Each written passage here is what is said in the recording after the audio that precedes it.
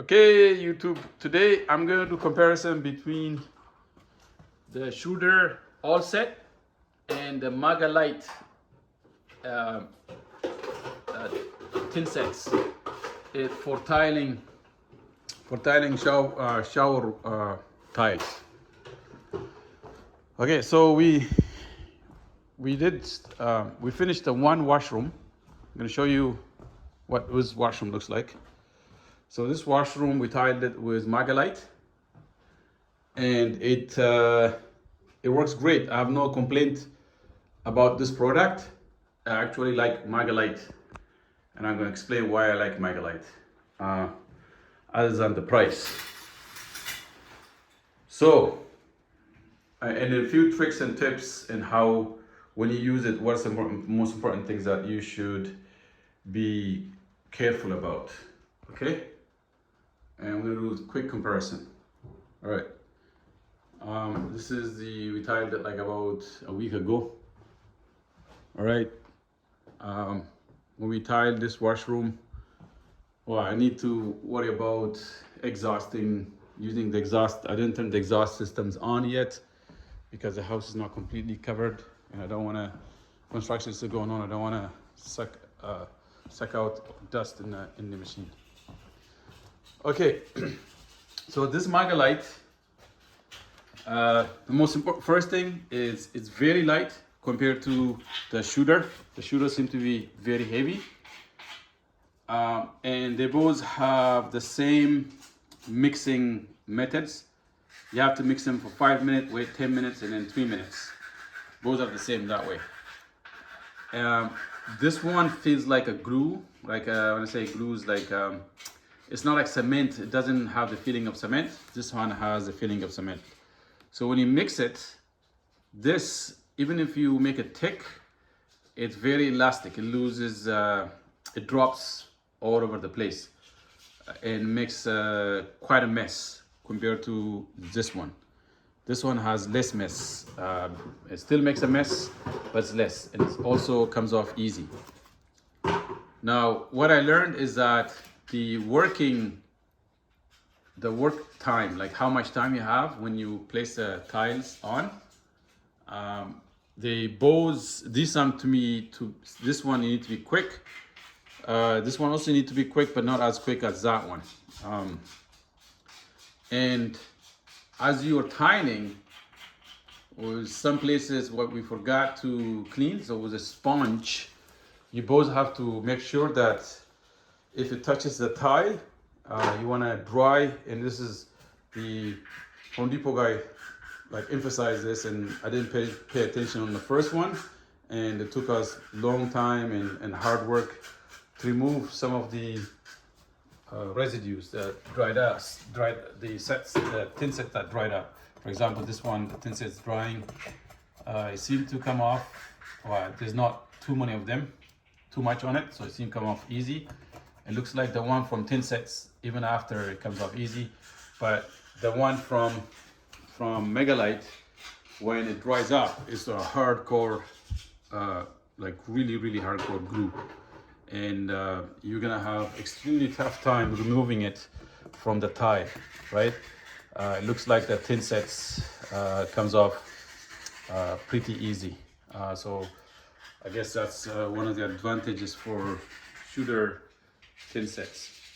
I decided to red guard, and I did a video on red guard compared to which I'm gonna load, compared to the shudder system. I went 100% shudder system in this washroom, and I'm using the shudder all set for this washroom. I have some leftover from the other washroom of MagaLite. I might use MagaLite for some part of gluing it in this washroom, but majority is going to be tin sets. This one seems to do more square footage compared to that one. So this one, even though it's heavy and it's more, we ran out of the tin sets from that one very quickly compared to that one in this washroom. So in the other washroom, I didn't need as many of those to finish the other washroom, even though we used them a lot. So it looks like this one will do more, it will cover more space than that one, than the shooter. So that's my comparison. So another thing is that when you are placing this frame, right, or you just insert it and then the cement will, the thin set will hold it. You don't need to screw it to the wall, right? What you need to pay attention is that when you put the tile on, the tile dries much quicker than you think. And when you think if you're gonna fit this in after, it's not gonna go in. It's gonna dry quick on you. And I learned that we had to hammer it in the other washroom. So in this washroom we learned and we pushed it in as soon as we put the tile on. So make sure you have this on as you're putting it at the bottom. Otherwise, you won't be able to put that on afterwards. If you think you can wait a little longer for it to set, it's not gonna go in after like a few minutes. So you have to do it right away. That's what we learned. And the best way also to tile is to cut as many as you can. Like, so we're tiling 2x4, 24" by 48" tiles. It is easy in the best tile system. I got it on clearance on Home Depot, from Home Depot. Now, when you do that, make sure you cut about 3 or 4. Do 3 or 4 before you do more. Like, don't mix huge, like start mix no more than quarter of the bag to begin with, even less than a quarter of the bag, right? Like it's a very small amount. If I look at this bucket, I will mix maybe 1/5 of the bucket. Okay, I'll mix 1/5 of the bucket, maybe 1/6 of the bucket. So I'll do 6 times mixing to tile, then fill up this. Okay, because we tried to do it half one time and it was drying on us. And after, if it dries, it's useless. You know, the tiles will easily come off. I know that from other places I've seen the tiles over time. They just, if you bang them, they come off very easily. So go small amount of mixed mud at a time. And make sure you clean up everything and make sure you cover all the floors, because this thing, you will end up making a mess. You can see we made a mess, and that's gonna take us a lot of work to remove it. Alcohol is what I learned will remove it if you're not able to clean it up. I think the last residue, there's a lot of chemicals in these things, right? Alcohol will probably help removing these things. So we had to do a bunch of cleaning after that. Please comment. I got a question. One of the installation method, maybe someone will comment and tell me what I've done wrong. I am a rookie in this. We also installed the wall hang.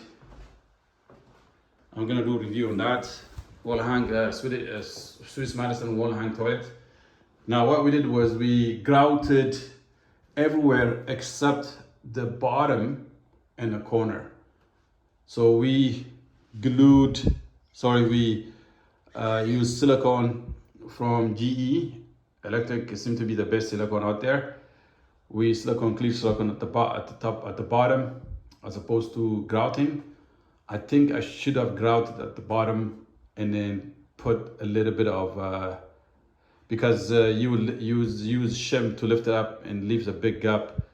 Not a good gap for silicone. You can see that is a very big gap for silicone. So please, those of you guys, please comment and let me know if that is the right thing to do and how I could improve it if it's the wrong thing to do. You can see I have this shower system from Amazon. I mean, it's the best shower system. I probably have to do separate videos on that. I love the shower system from Amazon, man. Like it's night and day. So that one, when we installed it, there was leaking through this hole and water came down through the silicone over there. I mean, I have a waterproof behind it, so it won't be that much of a damage. I mean, it's not completed, so it's gonna be a leak there for sure. So I should have grouted and then did a silicone after, is what I'm thinking. Okay, so yeah, we grouted everywhere and silicone at the bottom and corners, and I probably need some comments on the silicone. Okay, so that is what I have for you today. Thank you so much. Please subscribe, comment, and let me know what's going on.